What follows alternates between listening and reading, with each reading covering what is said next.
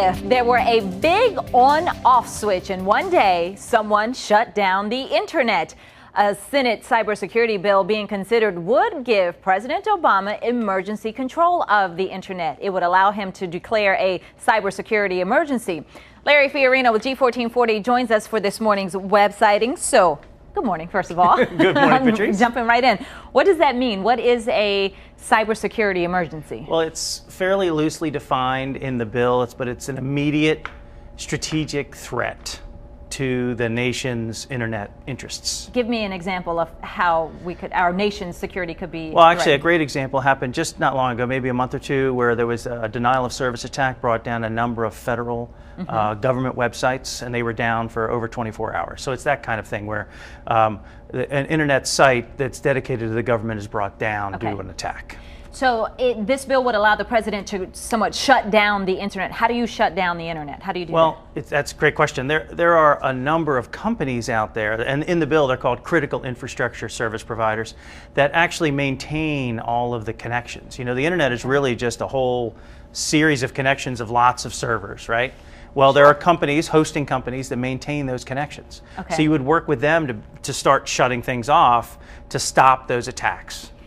Why do we need this? Is this just a sign of the times that we're in, or why do we need this? Well, I think cybersecurity is still evolving. You know, so many businesses are not really taking the steps to make sure that their .com websites are not vulnerable. The statistics say 9 out of 10 are vulnerable. We talk about this a lot. I mean, that must be a huge problem. It's huge, and the government at the same time is spending hundreds of millions of dollars to protect their .mils and .govs. So until the private sector really comes up to speed and deals with this issue, the government has to do something. This is really just a matter of time, I think. Well, of course, there are going to be people who oppose this that says we don't want the government to be able to control what happens on the internet. We don't want the government controlling any more than they already do. Absolutely. And the reports, that's the criticism, is do we really want the government to have this giant on-off switch?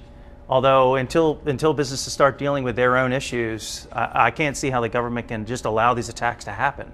There's more to the bill. What's one of the other things in the bill? Well, another thing in there is a whole certification process for cybersecurity professionals or personnel, especially the people that are going to work in these critical infrastructure providers.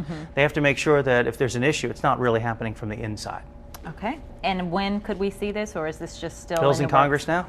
All right. Larry, thank you so much, as thing. always. Well, coming up, why Constellation Energy says they have the answer to the state's budget crisis. And a woman claims she was attacked at an area park. I'm Megan Gillen. The suspect police are searching for this morning. You're watching Fox 45 Morning News, all local, all morning. 91% of websites have security threats, but only 1% have a threat prevention plan. Visit G1440.com to sign up for their threat prevention service. Peace of mind, starting at only $400.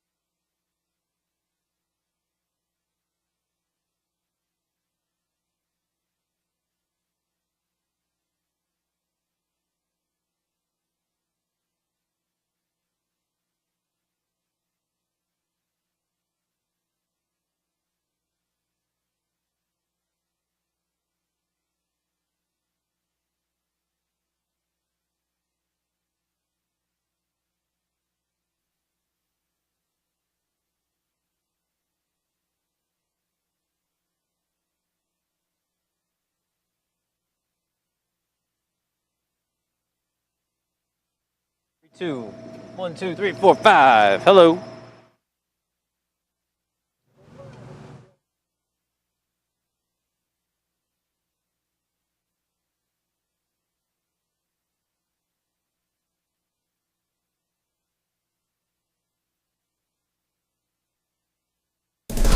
Next on Fox 45 Early Edition. I'm really shocked. Allegations of an assault on a hiker, how she said her attacker tried to lure her in. The Baltimore City Council is demanding answers, and so is Mayor Dixon. Why there's controversy brewing around the proposed slot site. And why Constellation Energy says they have the answer to the state's budget crisis. Live in high definition from WBFF TV in Baltimore. This is Fox 45 Morning News. All local, all morning. Good morning. It's Tuesday, September 8th. I'm Patrice Harris. It's time to get up and get back to school and work after our Labor Day holiday. Meteorologist Steve Furtick is here to tell us what we can expect as we head out this morning. And yesterday, I know the rain came down right as we were grilling out, but it didn't stop. Can't we stop. still ate well. Yeah, absolutely. And today there will be some showers, which is actually not a bad thing when you head back to work or school. It makes it easier to concentrate, you know, and that will be a good thing for all involved. Or it makes you want to just stay in bed under the covers, one way That's or the other. the other thing it makes you want to do. All right, let's check out our Skywatch HD radar. You'll see just some scattered showers out there right now, moving through our